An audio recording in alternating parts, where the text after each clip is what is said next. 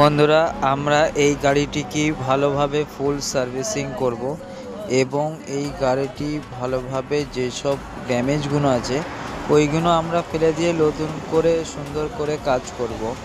সাসপেন্সারটা damage আছে, সাসপেন্সারটা nut bolt নেই, আপনারা দেখতে পাচ্ছেন। তো এখানে আমরা নতুন করে সাসপেন্সারে নাট লাগানো হবে এবং ফুল সার্ভিসিং হবে গাড়িটির মধ্যে অনেক রকম প্রবলেম আছে, যেরকম ভাইজার কাউল নানা রকম গাড়ির সমস্যা রয়েছে। কাস্টমারটি ভালোভাবে গাড়িটা চালাতে পারছে না, তাই আমরা ভালোভাবে চাকাগুলোকে খুলে ভালো করে সার্ভিসিং করছি এবং গ্রিসিং করছি। তার সাথে বিয়ারিংগুলোকেও আমরা চেঞ্জ করে দিচ্ছি, যাতে ভালোভাবে পারফরমেন্স দেয় গাড়িটি এবং মাইলেজ ভালোভাবে দেয়।